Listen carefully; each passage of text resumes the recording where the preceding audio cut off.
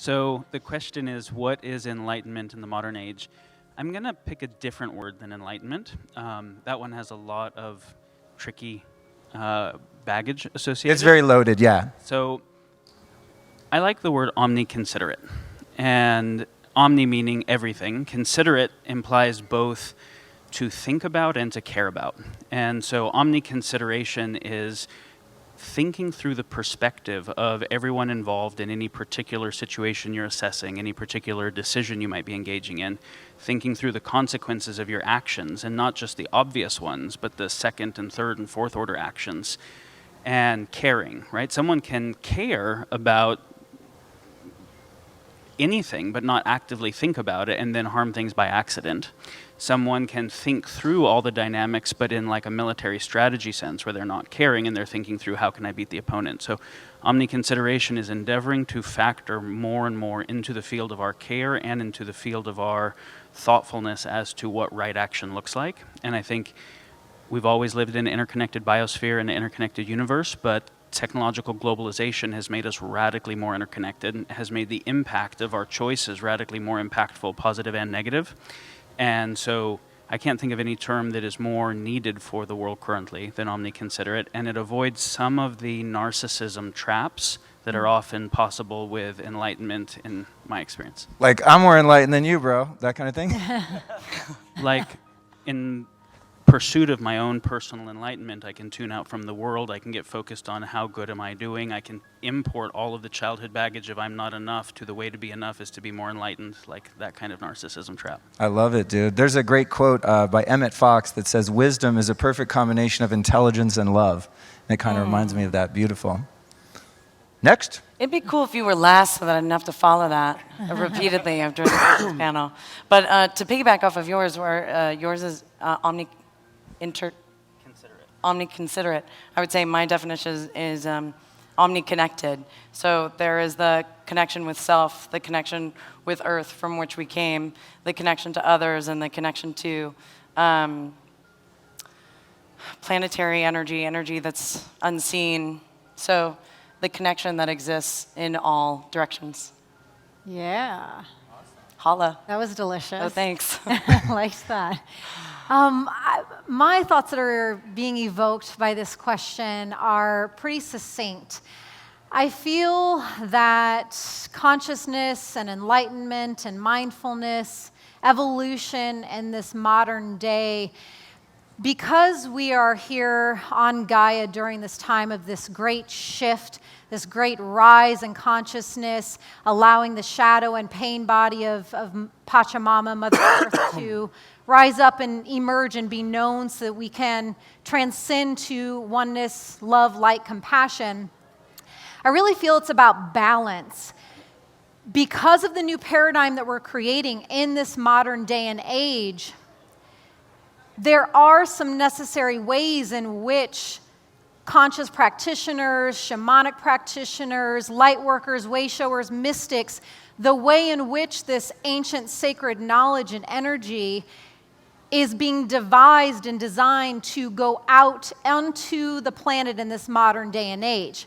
Having said that, I still obviously believe that honoring to the depths of our cellular core and being these ancient sacred traditions of shamanism and all these practices that we can dive into for enlightenment, those must be held with such pure sacredness and honoring and devotion.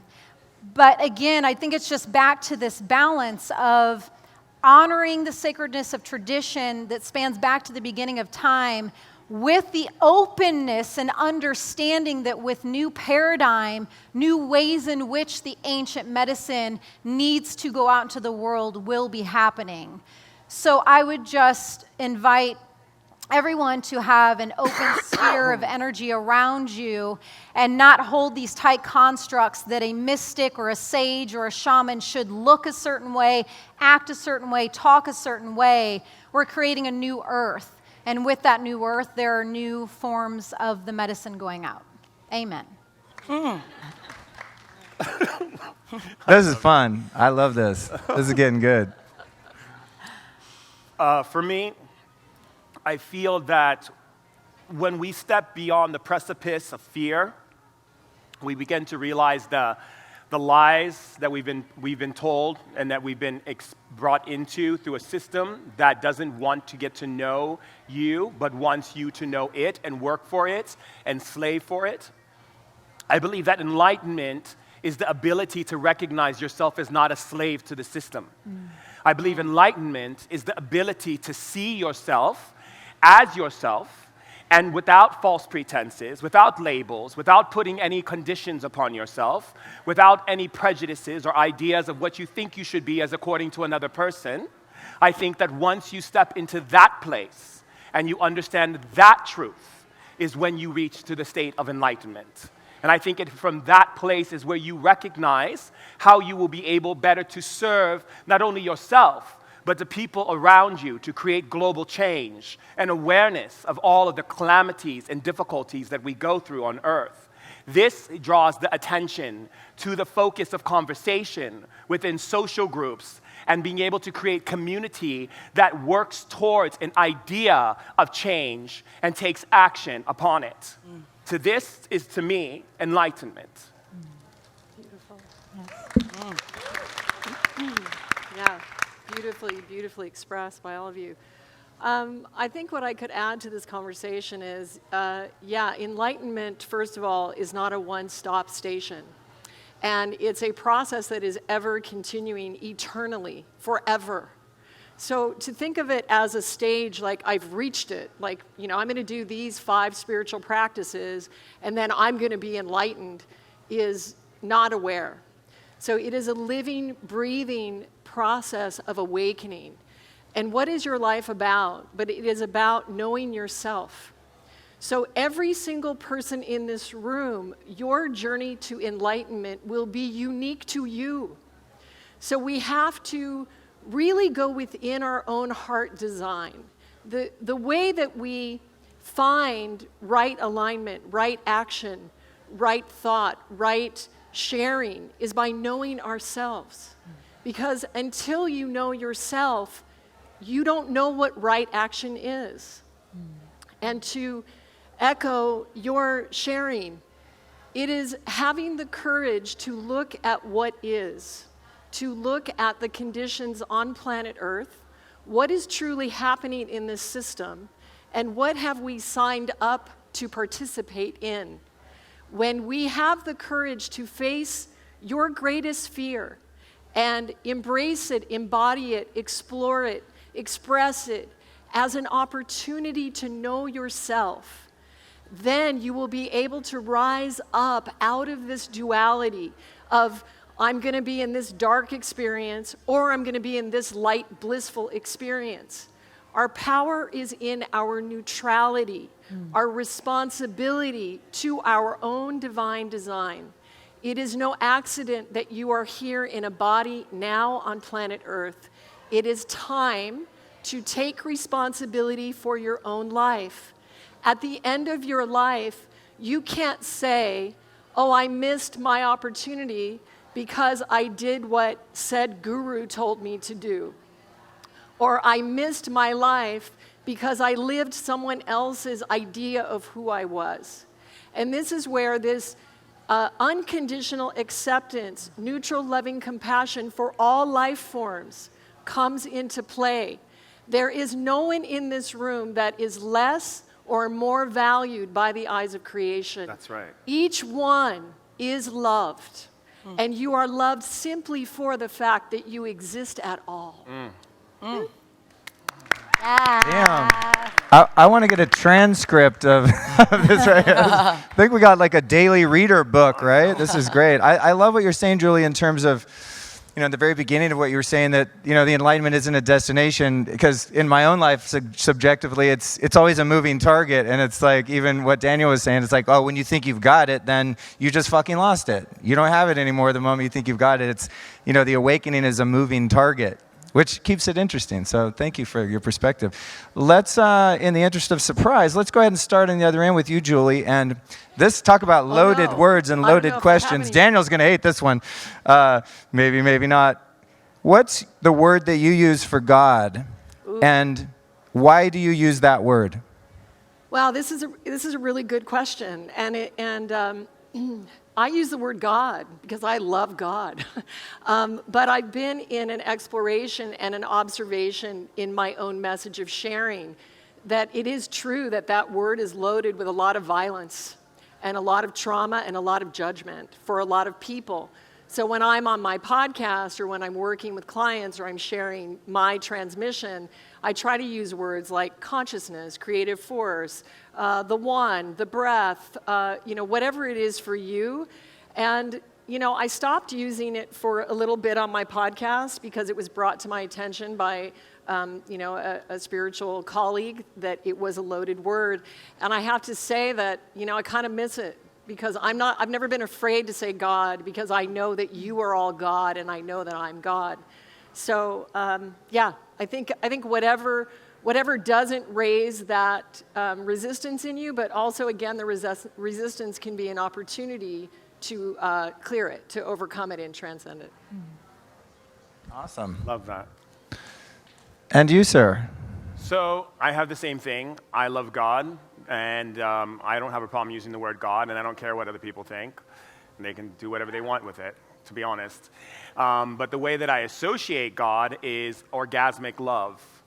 And the reason why I see it as orgasmic love is because I believe that when you are in a state of orgasm, when you are in the state of pleasure, when you are in the state of bliss, when you are in the state of complete freedom and surrender, when you're in that orgasmic state, that's all is completely just gone. Like there's just endless space. And just creation is being created in that space. New planets, new galaxies, new star systems, new flowers, new animals, new creatures, new beings, new everything. It's just in that space of that infinity, of just that energy. So to me, that's how I associate God. God is God, but God is orgasmic love. So I always say you reach God when you have orgasm, when you're in joy, when you're in pleasure, when you're being a kid, when you're being playful, when you're not putting labels or limitations on yourself or rules or conditions, because I believe that God is void of all of those things. Yeah. Those things cannot hold up when there is orgasm happening. When you're in orgasm, you're not thinking about your responsibilities. You are in the moment. You are in a state of satori. You are in this pure place where you are recognizing God in its fullness. And that's how I interpret it. Yes. Yes. Thank you for that. Did you have an orgasm? I did. It was one of those slow moving, subtle ones, but I was in it for a while. I was just over here feeling it. I've missed you, girl. I've missed you. Likewise. Likewise. I didn't know I had the adults only panel. What a nice surprise. I'm sorry, parents. So Where are those blue headphones when we need them? the sound off technology ones. I speak to God as well, and I also call that energy source, that place of oneness and unconditional love and light and consciousness and compassion as God. I also do, that is my primary name for it. However, when I am giving talks or conducting events or working in client sessions, I will sometimes, I channel my work. So sometimes what we'll channel through is whatever you wish to unite with and connect with this, at this time, whether it's God, consciousness source, Pachatata, Father Sky, or Great Mother, Gaia, planet Earth, Pachamama. So sometimes I'll merge and blend them all together like that. But my way that I merge with and connect with God is always through surrender. I live every moment, every breath, every step, every particle of my being and of my essence and of my walk this earthly life is via surrender. And who I unite with for that surrender is God and our dear great Gaia. So I believe that's my answer. I'll take it. Yeah. Yeah.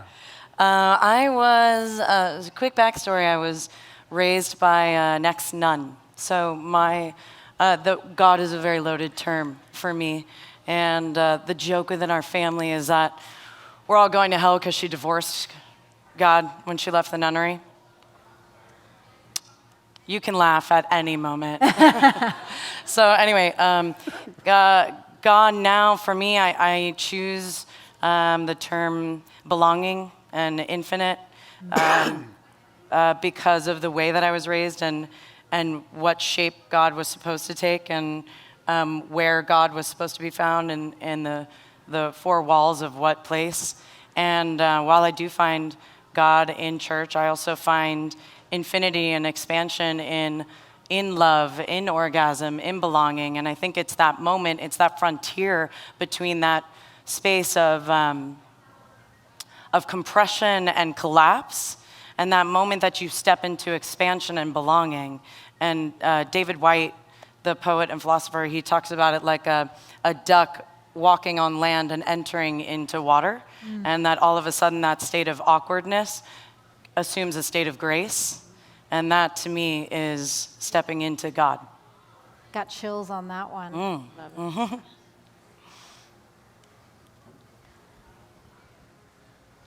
I don't use a term for anything. I know your answer's always going to be great, dude. There's a story that I don't know if it's historically true, but it's at least metaphorically true for this purpose, that in the early Jews, when they wanted to reference the ineffable, they didn't want to use a word, because a word is a signifier for a concept that is definable. And that as soon as you defined the ineffable with concept, you made something that you could relate to through knowing rather than opening to what is beyond knowable. You made something that you could have certainty about and thus fight wars about, etc. So instead of using any word, they would just hold moments of silence when they got to the part of the sentence where they wanted to reference the unspeakable and work to access it in feeling rather than reference it in concept where it could be a dead idea. And that when it came time to write this down, if you just left a space where there was silence, the space could be lost. And so they picked the letters that were the most unpronounceable letters in their language, which were JHWH, to reference not a word, but that which is unspeakable. And that when that got translated later without that knowledge, vowel sounds got added and we got Jehovah or Yahweh. But that the goal was that which is unspeakable, that shouldn't be referenced in word or concept, but felt. So if I'm going to reference something that is beyond concept, I do it without word. I love that answer because it's like, I love all the answers, but I had someone say to me once, man, I just don't get the God thing. I can't find God. Like, I'm seeking God. I'm a seeker and I never seem to find. And it's like, in my view, there's nothing that's not God. So not only can it not be named, it's like there's nothing that you could possibly experience that's not held within that, So it's an interesting concept. In other words, like, if you can't find God, guess who moved? Tweren't God. On the note of that, and I'm going to start back on this end with you, Daniel, because I think your answer segued nicely into this. And I love going here. It's really the root of the whole thing, is our individual spirituality and how we experience that.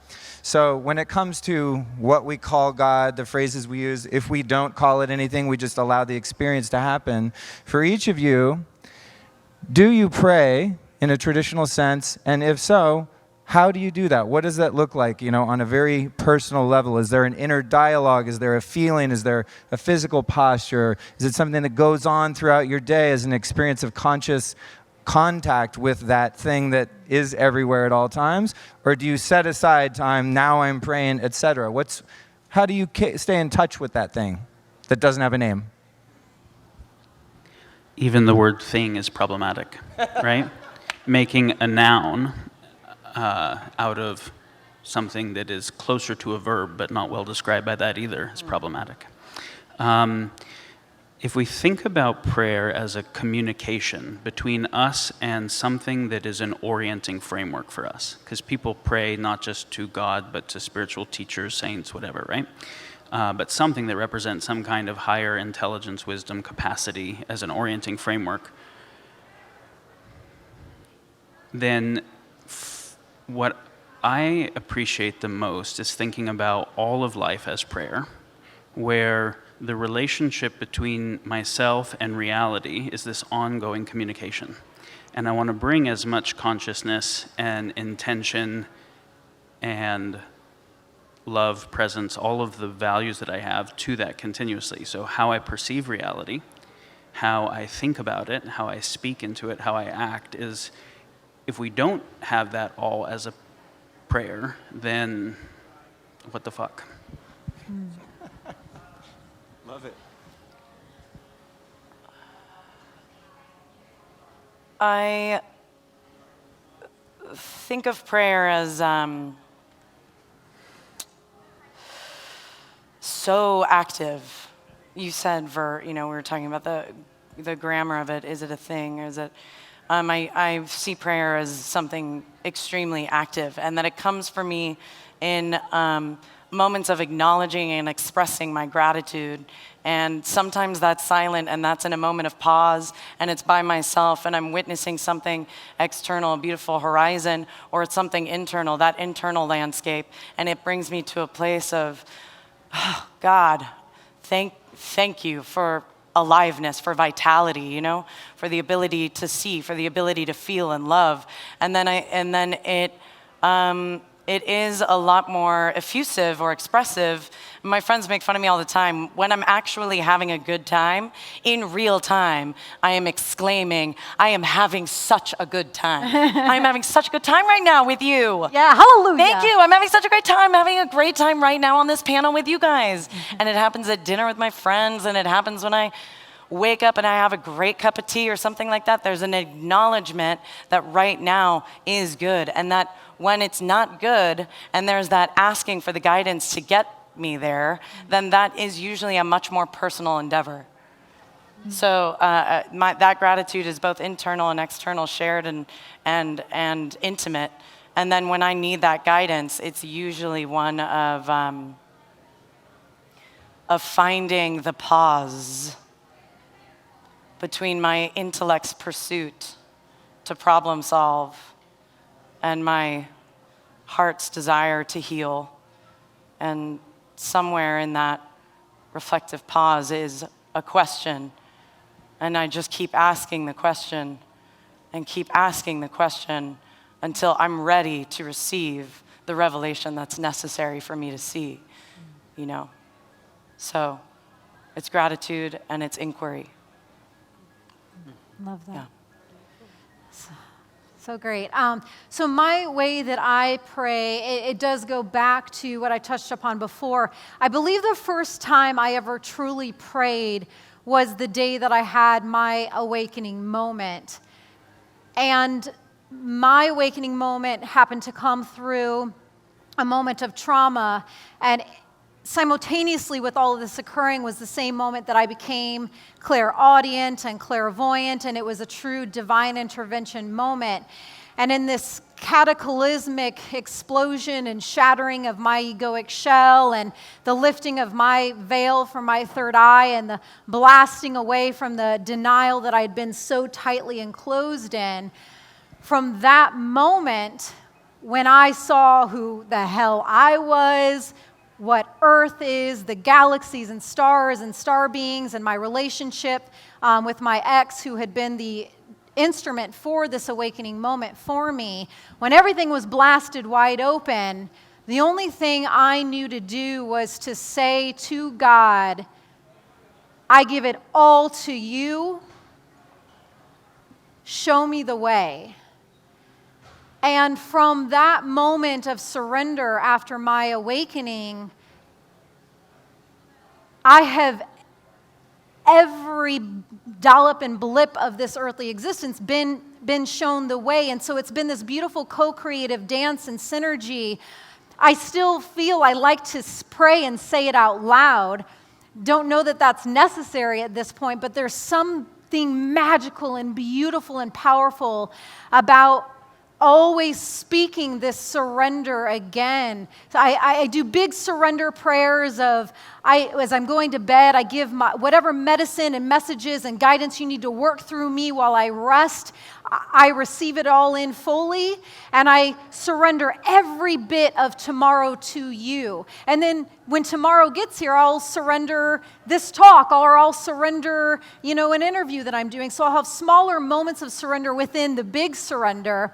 But my God, have I been just so blessed and cared for and supported and guided through this continuous prayer of surrender and walking the path of surrender and being shown the way. And I have been taken to energetic realms of pure peace and faith and trust through setting that intention and saying that prayer of saying, I know I don't have to fill this abyss with fear and worry, and I know that that's just filler, and that's untrue filler, and I know there has to be a way that no matter what is coming my way, I can still be held in this pure peace, faith, and trust. And I set that intention and said that prayer about 1.5 years ago, and it was just about 2 weeks ago when that prayer was finally answered. I was facing shadow, and right then and there I said, I know that I can be in that place. And that night when I went to bed, I rolled to my right side, and I was being delivered all these sacred keys and codes and frequencies, and light energies were coming into me. When I rolled to my left, I was seeing these ancient alien hieroglyphics entering into me, and I was receiving in this information that I'd never gotten before. And after a few minutes of conducting all of this in, I and they and God took me to that realm, and I floated in that realm. I lost all sense of time, but I think about 30 minutes, and I have never been in such an ecstatic, divinely orgasmic, pure state. I now know that that realm of pure peace and pure trust, not 98% trust in what's going on, 100% trust.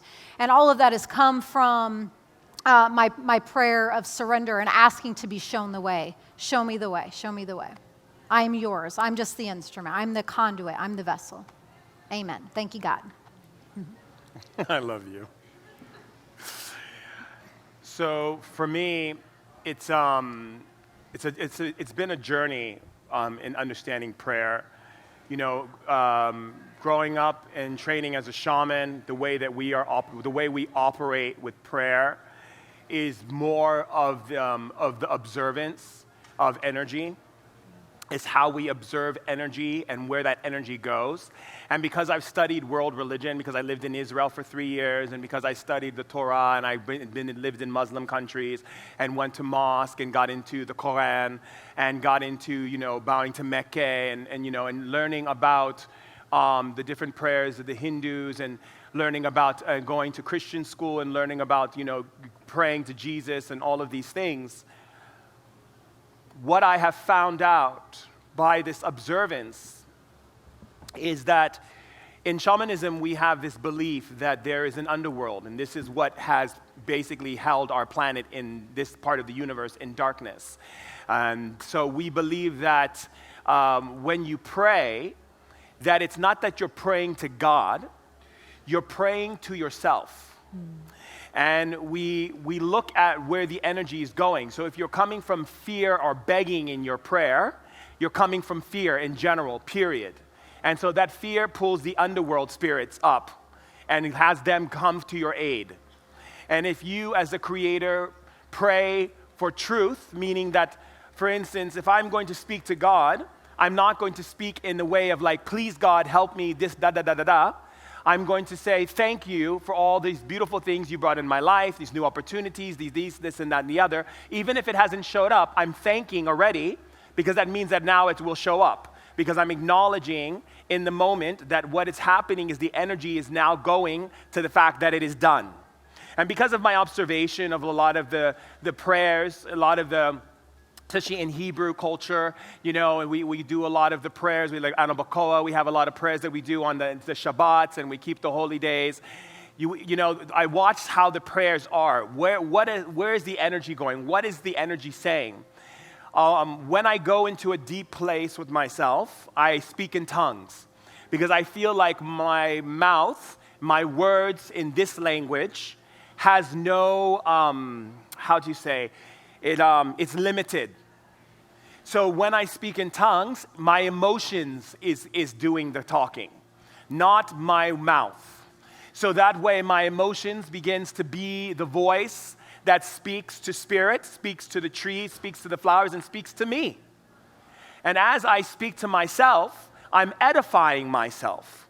So when I'm praying, I'm edifying myself, the part of my being that is God, the part of my being that has limitless possibility. I'm edifying myself in that space. When I'm in Turkey and I'm going to mosque, in Turkey we have 4 times a day, we have prayers going 4 times a day on the loudspeaker, blah, blah, blah, blah, blah. Okay, all 4 times a day, you know, we put about to Mecca. And when I'm sitting there, I take time to just be in observation of my own energy, and where in myself am I allowing my blessing of my own spirit as the creator, not being Santa Claus theory of, you know, rewarding the good, punishing the bad, but coming from creation. That which is edified gets created. If you edify it in fear, it gets created in fear. If you edify it in light, in consciousness, in love, in beauty, and strength, and power, it gets edified in that. And so what I've learned for me in the way that I do things, I don't ever pray from a place of needing. I don't pray from a place of wanting. I don't pray from a place of being, hungry like a wolf begging for a little morsel. I pray from a place of knowing that what I say is done. And I believe that this has been, for me and my studies as a shaman and my trainings and the teachings, has been the most observation that I have seen since my elders first started training when I was 11, has been the most opportune experience for me to be able to exact the highest amount of power for any person or for myself or in any situation. So this is how I do it. That's beautiful. Wow. Wow, isn't this amazing? This is like an incredible conversation. I love what everybody is sharing. It's beautiful. So for me, if I feel into the word pray, it has an old vibration for me. So if I really am just feeling into the energy of that word, it feels stuck.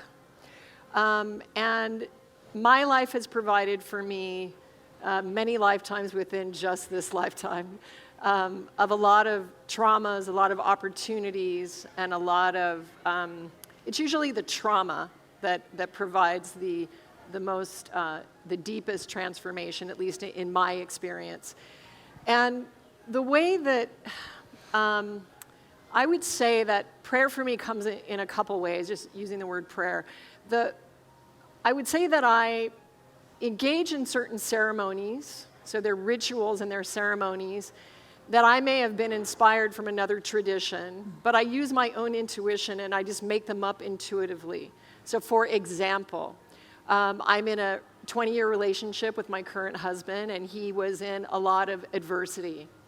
So my form of prayer was I kept a sacred bowl of water with a certain crystal that was inside of it. And every day for over 10 years, I made an offering on that crystal in secret without anybody knowing.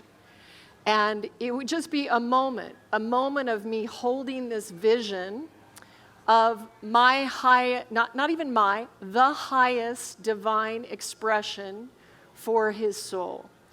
And by holding that, and I don't even know what it is, so I'm not even saying that I'm not getting specifics. It's not like a vision board. I'm not saying, I want him to do this, I want him to achieve that, I want this to be, I want him to be happy. I'm just saying, I know you are divine, and I'm going to hold you in your highest light. And I'm going to hold you in that highest light no matter what is happening in the physical. So it's despite all appearances to the contrary. And in a way, that kind of prayer, a friend of mine just pointed out to me. He told me that I had shown him what quantum physics is because he had been around me in adversity, and he had seen me hold my truth or this vision of the highest divine outcome against all appearances to the contrary. When we go through life embracing this adversity as warriors, taking responsibility, it develops this immense devotion, this respect and awe and wonder and devotion of life. And for me, that's allowed me to actually physically get on my knees. So when I wake up in the morning, the first thing I do is get down on the ground. And I do that in my yoga class. When I'm teaching yoga, the first posture, we're in pranam. We're on the floor, laying this life down to something greater than our personality. And yes, this is to my future self, to the highest embodiment of me, that one breath expressing through me. And so we don't need permission from a religion, from a priest, from a shaman, from a guru, to be in ritual and ceremony. This is part of our DNA. You all have it. So give yourself permission. Make it up. Just do it. And the most important thing is the pure intention, and also the understanding that when we see someone in adversity, including ourselves, if we choose to criticize that or point out that which is lacking, we are praying or creating that reality. So we have to be grown-ups, and we have to step out of that looping negative conversation and stand into a new vision. And because I am just a human and an ant on this planet, flying through space, I stopped asking for anything specific. I simply give it away, and I say, let me be the most clear, pure, open channel for your love to express through me. And prayer comes to me in a song, in a conversation, in a hug, in changing my baby's diapers, in trauma, in addiction, in arguing, in yelling and screaming, in even those colors of creation. So my life is a prayer, and being able to receive it has truly given me a really blessed and meaningful life. Not an easy life, a blessed and meaningful life. Wow, I got such a dope panel. Let's give them a hand, you guys. I feel so blessed to hear your answers, you guys. Really, really beautiful. It reminds me of something that one of my favorite teachers, Dr. David R. Hawkins, taught. He wrote a famous book called Power versus Force, amongst others, and his whole thing was living your life as a prayer, which may or may not include taking set-aside time to get on your knees or have some sort of ritual of some sort based on tradition, but to really just embody that as you're living your life, and it's really in alignment with kind of what I had in mind for the general topic here. So you all beautifully touched on that in your own way, and I really appreciate that, because I think a lot of us do have preconceived ideas in many cases, or old ideas and beliefs about what God is and what prayer is, and that it's something that is perhaps unattainable to some of us. So you guys have all done a great job of making something very tangible and real.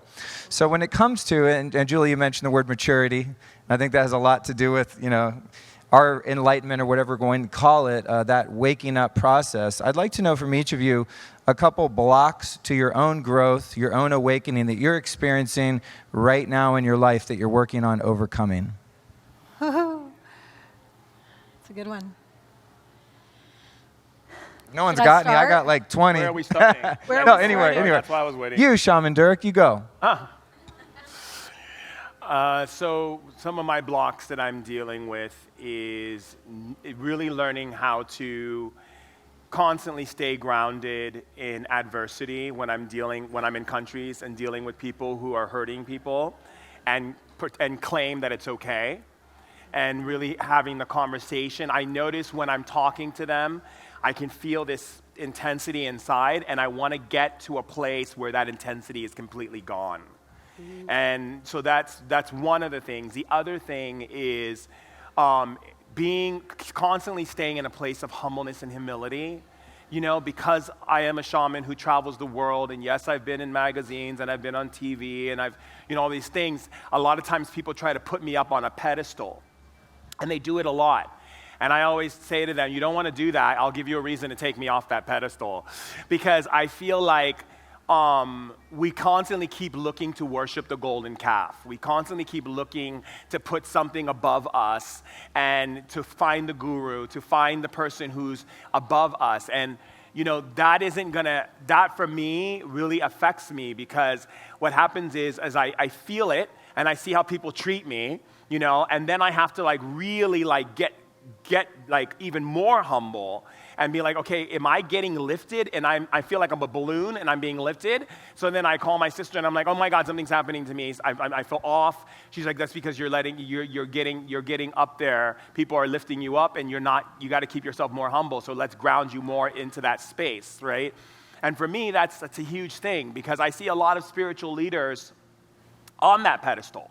And when I talk to them, they talk like they're on that pedestal, and I'm like, but isn't it about isn't it about the walk together? Isn't it about us walking together, not in front of people? And my whole thing is, I don't want to make people feel like I have something that they don't have. So for me, it's about being able to take, like when I meet with other shamans and I meet with other mystics and, other religious people in the world, they're always going into this kind of like discipleism, or this kind of thing like, okay, they're here and I'm here. And I'm like, that doesn't really give the people the power, And so for me, it's always checking myself. It's a daily check. It's like, did I let that article go to my head? Did I let that new friend who's a, big A-list celebrity, be like this big thing in my mind? Am I treating this person better than I'm treating this person because they're more in the limelight and this person isn't? And all of these things come through me, and it's not just because if I'm doing it, it's just because I want to be the highest that I can be in that space of humbleness and humility to really serve the people. So those two things are really, really on me every single day. Every day it's a monitoring. And I don't think it's ever going to stop, to be honest. Like, I honestly think it's always going to be there, because I know that the train isn't going to stop tomorrow. And, this person asked me in Sweden, were interviewing me, and they're like, what's it like to be the famous shaman? And I was like, it's not about the fame. It's about the service. I go, your question is so incorrect. And he goes, well, this is the question our viewers want to have. I said, yes, but your question does not show the truth of what you're saying, the famous shaman. It's more about how am I serving? What is it like to serve people and have such a broader span to be able to serve people? So for me, it's tearing down. I told a friend once, I said, if you put me up on a pedestal, I'll take my pants down and take a shit, and you'll realize how human I am. Yeah. That's one way to level the playing field. I'm crazy. What about you, Daniel? What are some things that you find currently in your life that you're trying to overcome that are blocking you from being the man that you want to be as you interact with the world? Well, I had an interesting one come up just in the last couple days, so I'll share that one. Cool. It appears that in implementing one practice, I overcompensated a little bit. I had 2 people close to me say that there's some issue trusting me that they have because I don't express negative emotions. So they don't know what I'm actually feeling, that if I was expressing negative emotions more, they'd be able to monitor where I'm at better. So whether I'm doing great or whether I'm close to blowing up, they just don't have signal. And that was a very intentional practice on my part of, I'll share a principle that I think about things through is almost every valid teaching has a complementary teaching that is almost the opposite, and there is a dialectic between those, right? So in speech, I only want to speak what I am wanting to give power to, but I also want to be transparent, real, and be able to have intimacy and communication. That's a challenge, yeah. And that's a dialectic. I like that. And I think I had parents that shared emotion irresponsibly, and so I had I don't want to do that. And so there was some overcompensation from that had me do this dialectic off. So I'm looking at how to actually share difficult emotions more transparently in the moment as it's actually intimacy building for other people while being cognizant of what I want to actually empower. That's so interesting, because I see the side of that to the contrary, like, oh my God, I have so much anxiety, I'm so afraid right now, which might be your truth that you want to express and create that intimacy and closeness with someone that you care about and that cares about you. But then how do you do that without manifesting more of that and giving that energy? It's an interesting paradox, that one. Yeah, let's talk more, because I want to find a solution too. How about you, Alyson? There's two that pinged up when you asked the question. So the first one just happened less than 48 hours ago, and I'm so blessed to have so many medicine people, and I'm just blessed to have any people in my life. But this particular situation, I'm staying with a fellow mystic, and he's got this gift of lasering in.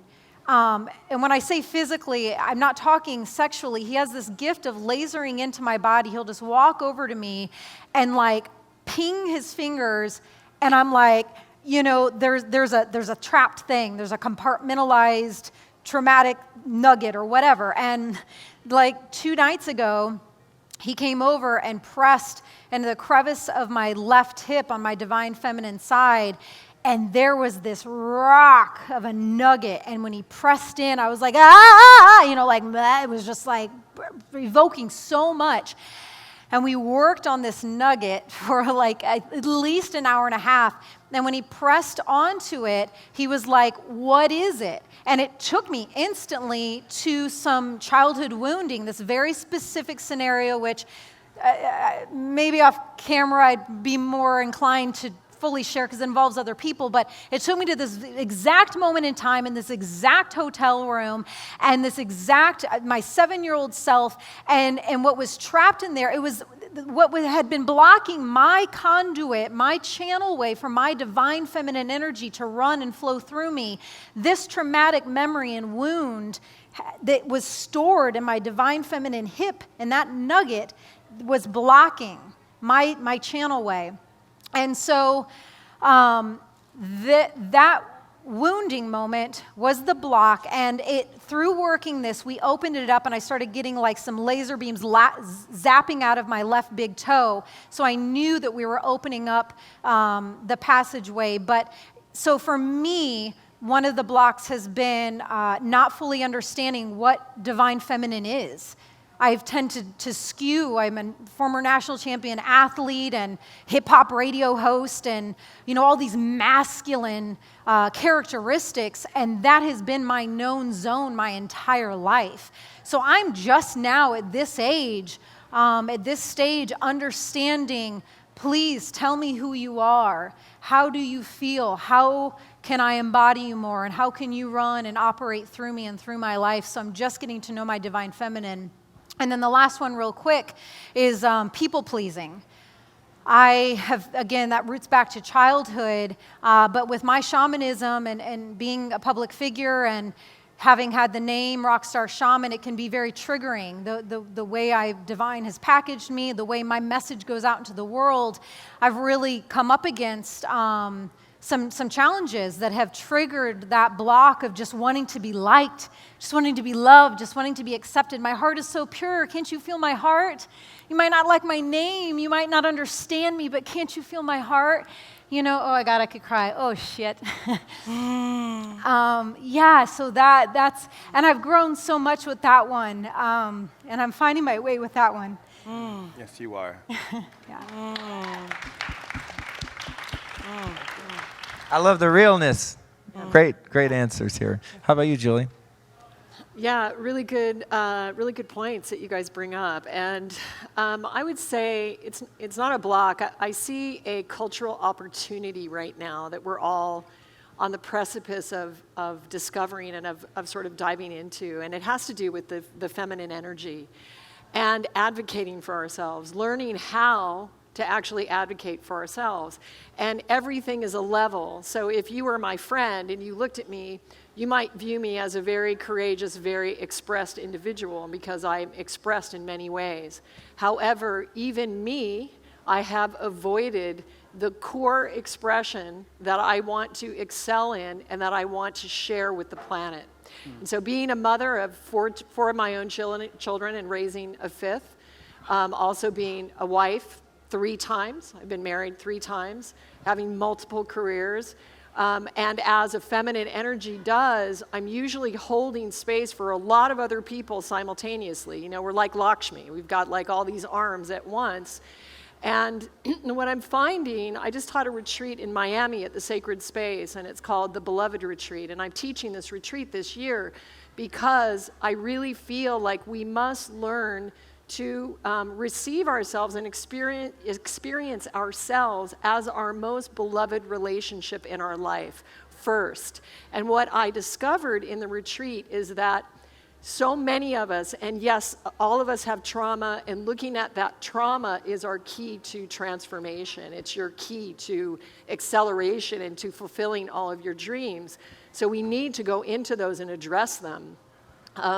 However, all of us, I believe, on planet Earth, because it's an implant in the grid, the feminine has not been operating in capacity or anywhere near what her divine blueprint is, or possibly she was never even here to begin with. So how do we advocate for ourselves? And for me, a really key point was how to say no in love. So here we are, a movement of light, and we want amazing things, but the problem is we have to be responsible. Part of being a loving feminine energy is being a fierce lion and saying, no, that is not appropriate. Mm-hmm. However, the problem is that we've been implanted at such a young age, and maybe for lifetimes, that we don't even know, the feminine doesn't even know how to say no. And that's why when we hear the Me Too stories being shared, which I have my own as well and shared, but you hear these stories of women that they're like, oh, well, you know, a masculine energy asked me to do something inappropriate, and I did it, but I didn't want to. And you're thinking, well, why did you do it? And what I'm finding is that we have been raised as feminine energies to be nice, to be reflective, to be sweet, to make the male feel good.